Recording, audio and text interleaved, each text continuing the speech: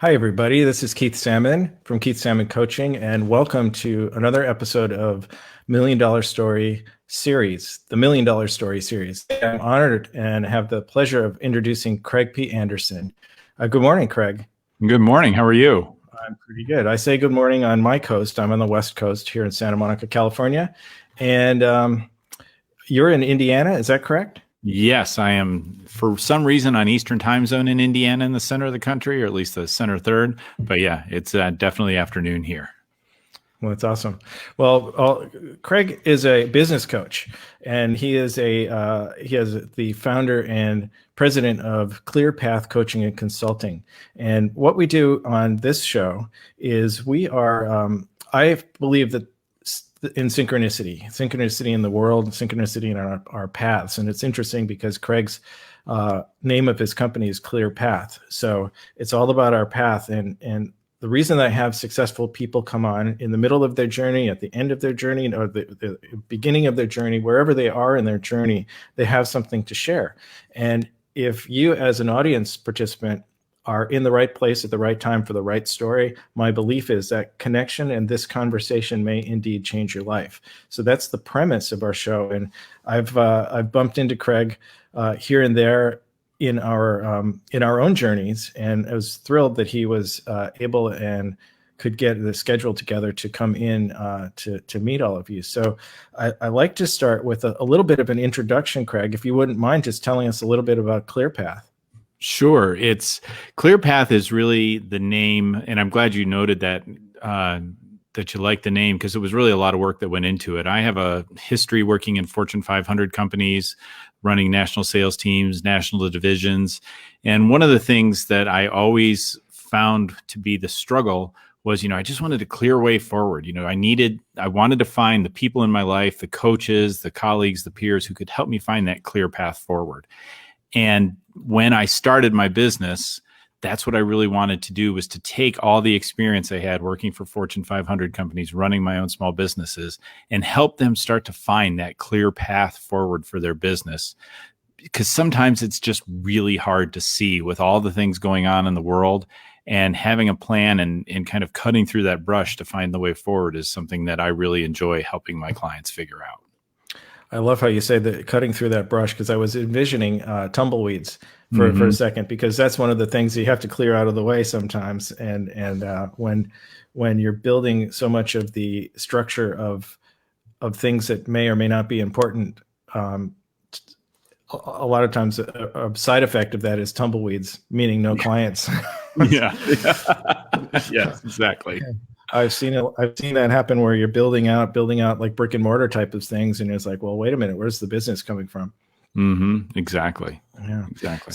So so obviously you've got a proven track history, and so if there was an ideal, say, client, I hate to say niche because it's one of those sort of buzzwords, but it's who is your ideal client? Well, after my time in the Fortune 500 company, I started a small business just to really figure out, okay, there's all these reasons that Fortune 500 companies are successful, about the deliberate planning they do, paying attention to the numbers, the discipline they have in so many areas. And I started my own small business after finishing up my Fortune 500 time to say, all right, how can I take those ideas that made them successful and scale them to a small business starting up? And found a way to do that with some different tools. And, you don't have 30 people to run numbers for you when you're running a small business. So you have to be a little more deliberate, scaling it down and getting really focused. So that's what I did with that business. And we built that business up over about 3 or 4 years, proving out all those methodologies, and said, all right, now I want to take this out and do it for other people. So where I've really found my best place to help is, it's an interesting spot of professional services and service companies who have grown to the point where they have about 15, maybe 20 employees, and they realize that what got them to that point, they're going to have to change the way they lead. They're going to have to change the way they manage, and the planning, the processes, and the people issues that they're figuring out are very different. And in many of these companies, maybe it's an accounting firm. Well, they have great training as an accountant, but there are very few accounting classes on how to run a business.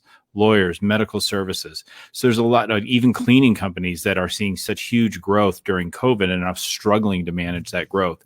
So where I saw an opportunity to serve was to work with those people and say, let me bring you the benefit of my experience and focus it in and help you use that experience to grow your business in a more intentional way with a plan that helps you kind of stay on the straight and narrow as you grow and really avoid mistakes through the benefit of my experience. So, and solve the problems that come up faster.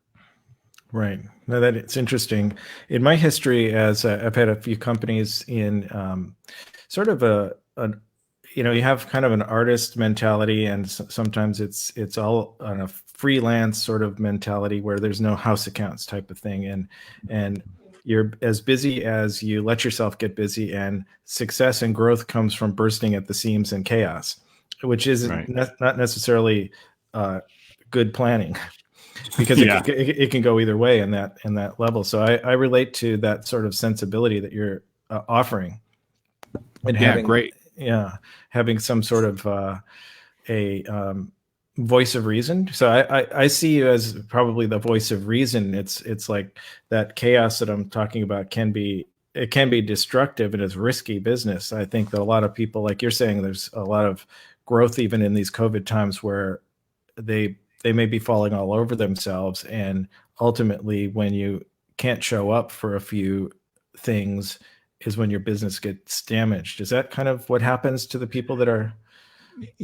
Yeah, I see a couple different things. I actually have one client who was successfully growing her business and bought another firm and started integrating all that, and realized that by not she was surrounded by a lot of helpers, not a lot of leaders. And she realized that she'd gone from this role of being the driver of making things happen to the roadblock standing in the way of things getting done because everything had to go through her.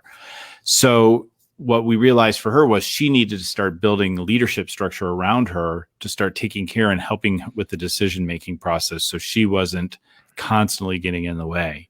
I had another company that I'm working with who grew very fast and was very intent on keeping a flat organization. And it was a cleaning company, and everybody was going to not only do accounting or whatever their job was, but they needed to be willing to roll up their sleeves and go clean a bathroom.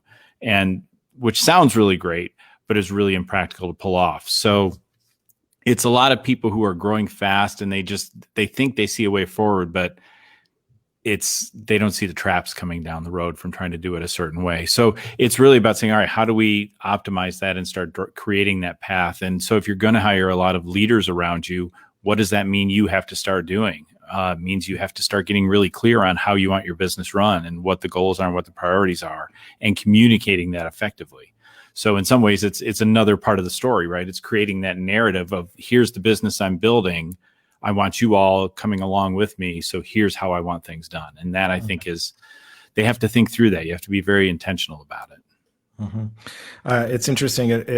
I always try to have a sense of humor about things that are very serious. And when things are in flux, a lot of times I would refer to it because I could see it when we try to provide some leadership and try to provide some, like, let's get down to business here this week. We have this to do, this to do, this, the list of priorities is there. But when we all go in a pack, I called it the Gilligans Island approach, mm-hmm. where if you noticed, anybody who remembers that show, there were Gilligan's Island was this desert island that this group of people, eccentric people, were trapped on a desert island. And they were always striving and scheming and trying to come up with a plan to get off of the island. And unfortunately, what would happen, they would never divide and conquer. They would all go in a pack, running across back and forth on the island. So I call that the Gilligan's Island approach. And obviously, they never got off the island until probably the last episode. Yeah. But a lot of chaos and comedy comes from that. And we don't always want comedy, but for me, it's a nice way, interesting way of looking at it. Mm-hmm. But leadership is a huge thing, and surrounding yourself with leaders is what you're talking about also, because you want to lead to leaders. Tell me, why don't you just help me out with that, because I'm not in explaining it very well. But Sure. So if you think about it, you start your business and it may be you and a couple other people around you who are helping you get things done. So everybody just kind of rolls up their sleeves and you just get things done. And it's very small. It's very informal. So you talk a lot. But then suddenly you start getting to the point where you're successful. And now you've got 5 people, you've got 10 people, you've got 15. And trying to stay on top of that many people is really difficult to do. 15, 20 people is really almost a breaking point to say, all right, I can't keep pulling 2 balls in the air as the leader. So now what I have to do is switch from having all helpers to a couple of leaders to help me manage and give direction to the helpers. So you may, depending on what your business is, it may be in operations, you need to do that first, or finance, or wherever it may be. And so you start building that team, and, hopefully you've got people in that group of helpers who have the skill and capacity to grow into those roles, but maybe you don't, and you have to bring somebody else in. The trick is a lot of businesses, they don't want to let go, or business owners don't want to let go of that control. They say, no, I've got control of everything. It's being done the way I want it done because I'm sitting on top of it. And it means if they're going to bring leaders around them, they're going to have to change that mindset to say, all right, now I have to train. I have to be very explicit and take all these ways about how I want my business run, what the goals are, what the priorities are, how we're going to treat our customers and our employees. I've got to take all that out of my head, and I've got to communicate that to this team of leaders and as well to the helpers so that they can start making decisions the way I want decisions to be made. And getting that out of their head is the key to success of delegating and, putting leaders out there and getting your people all rowing in the same direction. But you have to trust and kind of make that big leap to say, I can do this, I can communicate this, and I can stay on top of it through a series of check-ins that I can create. And so that's how you start to build that leadership team, is to say, first, I've got to figure out how to be different as the owner or as the chief executive or whatever I may be. And I have to be more of a communicator and less of a doer. And so it's making that mental transition to say, I have to be very clear about what I want and build that into my team. And sometimes, it's great to say, well, I'll just tell everybody that once and then I'll be done. It never works that way. I mean, you have to repeat it constantly. Every time you're in front of the team, you go through that mantra of here's the things that we're focused on. Here's how we do business. So it's changing that mindset of the business owner to become a leader themselves instead of somebody who has a business that they own. Right. Yeah, you have to. It's almost advertising to your people. Right. You've got to get them on the same team. An analogy is professional sports. There is not just one coach. There's a quarterback. If we're talking about a football team, there's a quarterback's coach, there's a strength coach, there's an offensive coordinator, there's a defensive coordinator, and so on down the line. And I also think that in the small business, like you say, control is a huge thing to even conceive of letting go of, because you're afraid of that sort of letting go and having. I guess chaos is a really interesting word. When you feel chaos is right around the corner, I believe. Yeah, and you can smell it. But I do like the way that you're talking about that. Is that it's a repetitive. It's a repetition by learning and reminding. And excuse me if I'm just regurgitating that I can have a full better understanding from my own experiences. I realize that in course of having a number of people in, you get so sort of busy, your head is down and you're not looking at the clear path, so to speak.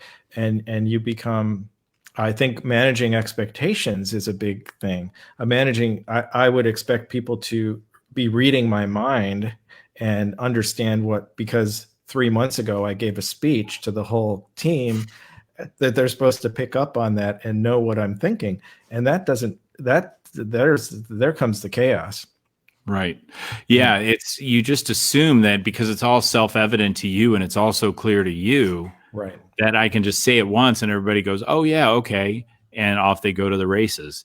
And one of the things that I really work with my clients on is getting clarity around that. So I view myself more as the guide, right? I'm Obi-Wan to their Luke Skywalker, and they can go out and they can drive everybody forward.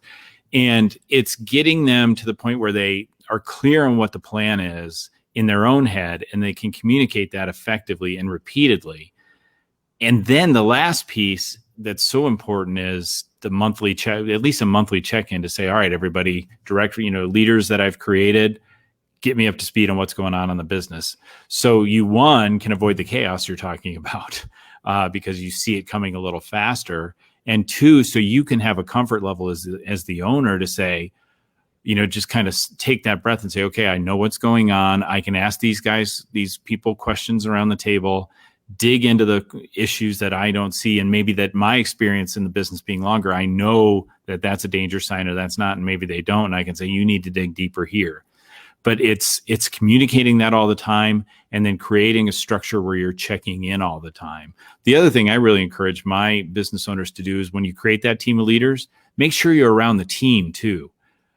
That's one lesson I learned running my own small business was a couple times a day, I was always sitting out. If I had some easily interruptible work to do, I would sit out in the area, the break area or whatever, where I could just interact with the employees, because sometimes that's where you keep your ear to the ground too.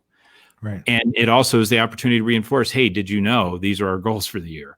This is the priorities of what's going on in the business. So they understand the context of what they're doing. Right. It's not completely unlike, trying to round up customers. It's just, listening to your audience are the people that are working with you or for you. But if you have the mindset of working with them, you listen to them. It's a two-way street. It's not dictatorship, although you are an owner. Mm-hmm. Go ahead. Well, I was going to say that was actually a huge piece of my journey when I was running the small business. I kind of came in from this, Fortune 500 company, command and control, almost a bit dictatorial framework for how to grow a business. We'll tell you what to do. You just go do it and I'll pay you well if you do it right. And I came into this business that was going through a tumultuous change. I was actually a division of a company that I was asked to go in and figure out if we should just kill it or keep it going. And, I came in and I thought through it and had the idea of what we were going to do. But I realized what I was doing was I was sitting around with my direct reports. I wasn't interacting with the people in the business. As a matter of fact, the office I inherited when I was at my computer, my back was to the door. So I never even had to make eye contact with people. And I realized that no one understood what I was trying to do. And in that vacuum, people create story, right? Oh, he's coming in, he's a hatchet man, he's this, he's that. And that's when I realized a key part of running the kind of business that I wanted to work for was to be the leader who communicated and interacted with and cared about the employees and could make sure that I knew them. I knew what the issues were. I got their perspective on issues that we were doing, and I could frame their job. Because one of the things that's important to me is a highly engaged employee base. And if they don't understand how their job contributes to the mission of the company, they're not very engaged. So a big part of my journey was realizing as a leader, I had to get my back away from the door and get my face forward and get out and get with the folks so that they knew what it was we were doing. And I knew what it was like to work there. Right. No, that's brilliant. Yeah. You got to watch out for that back, Hickok, Wild Bill Hickok would never let you, let you. It does bring up some really important points of you've got to be a face to your people. They have to build trust. So, trust is a huge part of that relationship in there. But I imagine that your world of your clients has a lot to do with trust, because bringing in an outsider to, at first glance might be intrusive and might be scary for some people, but I can tell just by talking with you that people will trust you to be that voice of reason, as opposed to just someone coming in and what did he call it? Hatchet man. Hatchet man. Exactly. Hey, it's like, we're going to trim the fat around here and we're going to just everyone's walking on eggshells type of thing. And so if they trust you to be that voice of reason, it's all for the betterment of the company, to the betterment of the team, to the whole. I think that what you said about having an employee or a leader on the team completely understand their contribution, that everybody matters here. Everybody's contribution matters. It's integral to the success of this company. That makes you feel good. That makes you feel needed. And people want to feel needed. No, they do. People want to, I always set out a goal, and I told my team this is like, look, I don't want you to leap out of bed and run in here like the Roadrunner every day because you're so excited. I mean, it's great if that's how you feel, but that's not my expectation. What I don't want is you get up in the morning, you moan, you don't want to face another day. It's just too much of a place to be at. So it's striking that balance to say, all right, what is the right framework to create around that business. So, and trust is so essential. They needed to trust me, because sometimes even when you are very employee focused, it doesn't mean you don't have to trim the fat. And sometimes you're going to have to make tough decisions. But what's important in that is if you've built the trust with the team to know that you're always acting in the best interest of your customers and above the team, and you're keeping all that in mind, and you're helping to, you don't just do it, you explain the why of why you're doing it. That's where you start to say, even when you have to make some of those tough decisions, people come alongside you because they know you didn't make it lightly and you didn't just kind of cut to cut. You cut right. Because it was something integral to the business, because something changed outside the business that we couldn't control any other way. Obviously, that's usually a very last resort, but it happens. So explaining the whys, and the other piece is giving people to have a chance to ask the questions, right? You may not get the answer that you want, but 95% of the time, what's most important to people is they want to feel like they were heard and that their opinion was considered, even if it doesn't go their way. And then if it doesn't go their way, they at least feel like, all right, well, at least they listened to what I had to say. And, they made the decision they had to make. And that's how you start to build it. I mean, my last business was a call center business. I mean, we had 70 employees, 50 of them were in a call center. We were named a great place to work in Indianapolis, and had very low turnover for a call center. And it was because we treated people the right way. Mm-hmm. That's awesome. I had an experience where I think we were about 10 or 12 people in the company, and things were kind of heading towards the last recession that we had, sort mm-hmm. of 2007 and 8. Yeah. And we had to kind of change the way we were thinking a little bit. And it didn't really have all that much to do with the speech that I gave to the company, because we were coming off of a movie, and we're doing that's a detail for another time. But the idea was I gave us a little bit of a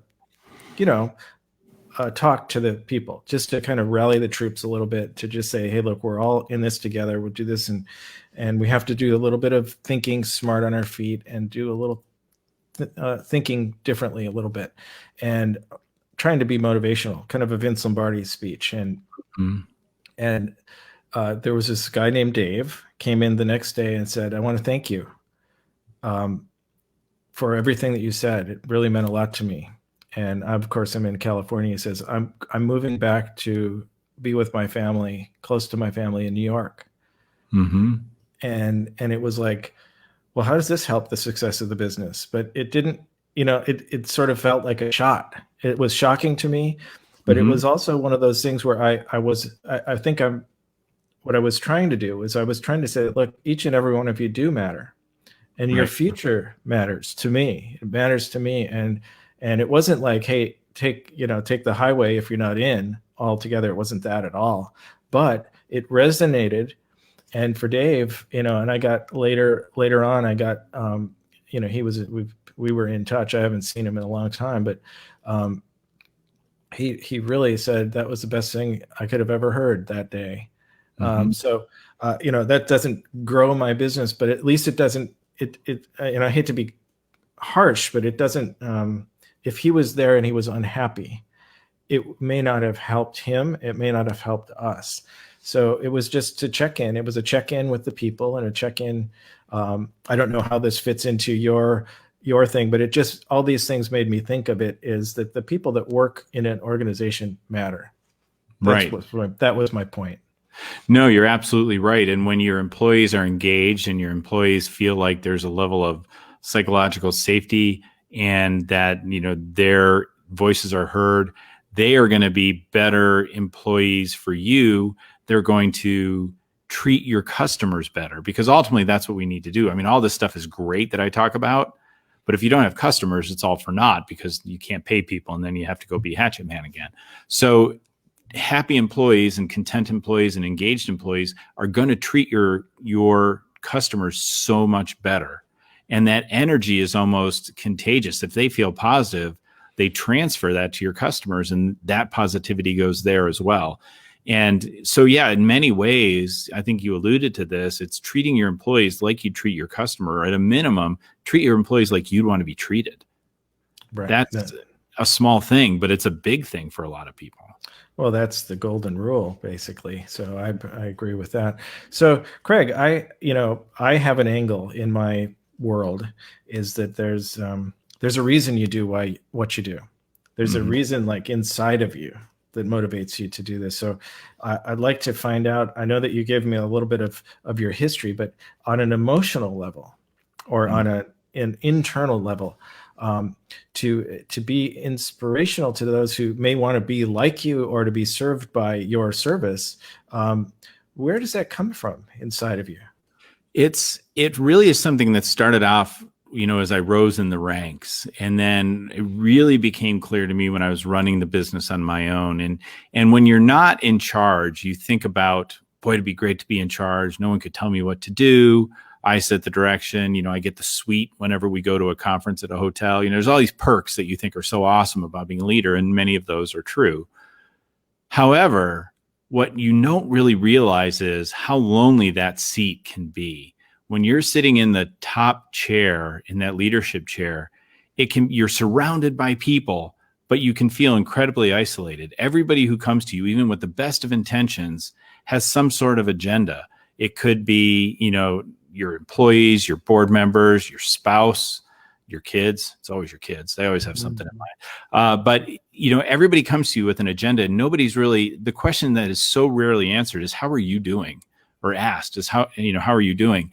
So when I started this out, part of what I wanted to do was create a framework to kind of battle that loneliness and isolation you feel as a leader. So when I build, as part of my suite of services, I work in with helping them build out this plan and get that clear path and get all those pieces we talked about to get to your employees. But the other piece that I create is I create a group coaching type environment for accountability and for just support of like-minded business owners who are together to help you grow your business, because they have no agenda. Their only agenda is they hope that you help them too. And so I really wanted to combat that loneliness. And it's funny when you talk to leaders and you bring that up, a lot of them will say, gosh, I hadn't really thought of that, but that's absolutely how I feel. I feel isolated. I feel lonely, because every decision you make affects a lot of lives, as your business grows, your customers, your employees, their extended families. So it can feel like a lot of pressure. And it could be, I'm not the greatest disc expert in the world, but most leaders are like D's, I guess, in disc. And I'm more on the S side, which is more kind of, more in terms of, the people orientation of it. And that makes it even harder. So I try and get that environment set up where these leaders can have a group of other people around them to support them. So that was really kind of the heart issue underlying everything I did. I wanted to help other people be successful. But what I really wanted to do is help these leaders not feel so alone anymore, because it's just wearing. And I'm constantly amazed how many people can do it for so long, feeling all that. And so that's really what got me to say, what can I do in this business, not only to help them grow their business, but to help them just feel better about their life in general. And that's what we do. And it's just amazing to see how much better they feel when they have that group around them that just kind of supports them and helps them. And by the way, a lot of times as the leader, you say, oh my gosh, I've got this problem. No one has ever dealt with this problem before. The reality is someone has, it's just new to you. And within that group, sometimes they can have people around them that can help contextualize that and help them short circuit, the failure process, because they can give them some hints on how to do it better. So that's what I was really trying to do with the business is help to grow, but also help them to manage being the leader, because it's a tougher job than I think a lot of people realize. And that comes from your own autobiographical experience. Yes. Almost like with the the back to the door, and that's about as alone as you can get. Yeah. Figuratively, just almost symbolically, it's an interesting, it would be an amazing cartoon, if you know what I mean. So the visual on that to me is like, wow, who knows what they're talking about? There could be this sort of like they're talking about one thing and you're thinking what they're talking about, and it may or may not be real. Right. It becomes a lonely place. I completely know. I had my office over on just on the road from here where I was up. I needed to keep separation when I was, say, creating an edit for something. a commercial or something like that, and it had to be secret, because if you walked in and you heard the music, you were tarnished, so I had to be as far away from the ad agency when they would walk in as possible. So I like positioned it up on the fourth floor up there, and I'd have to get buzzed in if somebody was coming in, but I loved it for that reason. But I would realize that many times the staff would go home at night when the magic started to happen, and I'd be like looking around and think, there's nobody here. It's a lonely spot. It's sort of like BB King's song, "Paying the Cost to Be the Boss" is really tough sometimes. Well, that's really amazing. You have a way about you, Craig, that seems like you could either be a surgeon, an airline pilot, or the creator, founder, and president of ClearPath Coaching and Consultant. One of those three. One of those three, yeah. And given my absolute lack of science acumen and my degree in English, I shouldn't be either of those two other things ever. Right. Well, I think that the demeanor and how it's a relationship. We're talking about trust, and trust comes from relationships, and relationships come from trust, both ways. And so that calmingness of character and presence is huge and very important. And I can see how it works for you. I would like to go ahead. You were about to say something. No. I was just going to agree and thank you for that, because that is, when people are looking for help, they want it from somebody they can know, like, and trust. And so that is, but it's genuine. It's not kind of an artificial, I do actually care about trying to help these folks grow.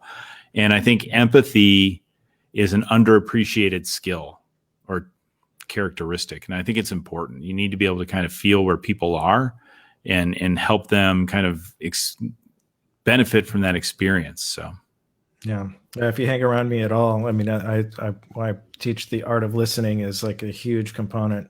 The art of listening, and be genuine about it. Being in that moment of actually listening, as opposed to, I think a lot of beginners get into where they're internalizing and rehearsing the first thing they're going to say in even on a Zoom call or a meetup or a face-to-face or a sales proposition moment where you have to really be disciplined. And honestly, if you get engaged in a conversation and you are able to listen, it frees up your mind to be natural in the conversation, and to actually, if you do have that empathy because you're really listening to them instead of having these crazy wheels turning in your head, they notice that. It's like an animal sense. They go, well, wow, is that person here?